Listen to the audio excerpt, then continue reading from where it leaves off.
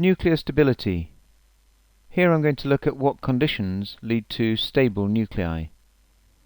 I'm going to plot a graph of the number of neutrons, n, against the number of protons, z.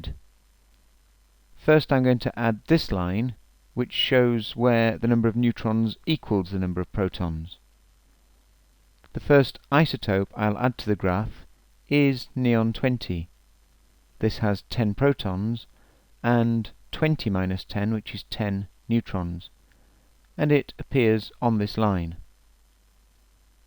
If we divide the number of neutrons by the number of protons, for this isotope we get 1. Next I'll add iron 56. This has 26 protons and 56 minus 26, which is 30 neutrons, and appears here. If we again divide the number of neutrons by the number of protons, we now get 1.15. The next isotope I'll look at is silver 107. This has 47 protons and 107 minus 47, which is 60 neutrons, and appears here.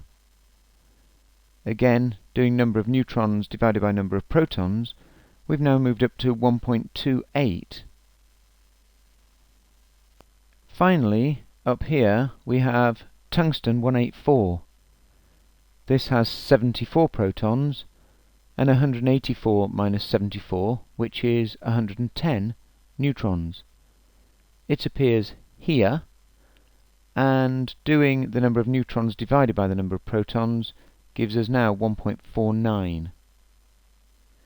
If we join these and other stable isotopes, it gives a line something like this.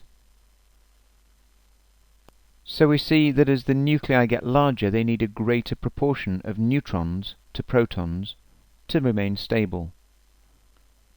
Protons will experience electrostatic repulsion from other protons and will experience attraction due to the strong force from protons and neutrons.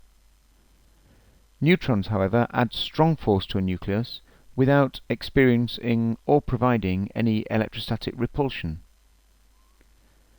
So, why not just have many surplus neutrons? Well, each neutron must be in a different energy state to all the other neutrons in the nucleus. As we add more neutrons, the states for the neutrons are at higher and higher energies. Too many neutrons, and the atom will be unstable due to the high energy states of the neutrons. Stable atoms have found a balance between the electrostatic repulsion, the strong force attracting them, and the neutron energy. So let's go back to this graph called the NZ graph, or neutrons against protons, and the stability curve here. What does this have to do with radioactive decays? Well, if we look at alpha decay, this would reduce the number of neutrons by 2 and reduce the number of protons by 2. So it would move an isotope in this direction on the graph. We find alpha emitters in this region on this graph, and alpha decay would move them towards the curve of stability. Beta minus decay is when a neutron becomes a proton, so it would reduce the neutron number by 1 and increase the proton number by 1, moving an isotope in this direction.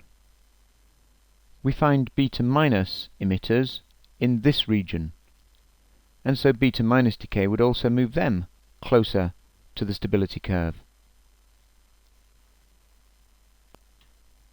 Beta plus decay is when a proton becomes a neutron, so this will reduce the proton number by 1 and increase the neutron number by 1, moving an isotope in this direction.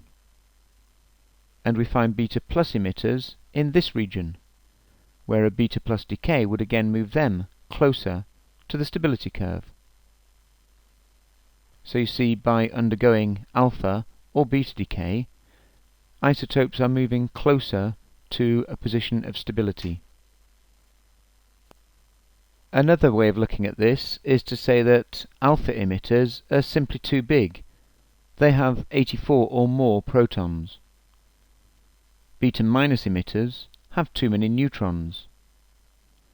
And beta plus emitters have too many protons.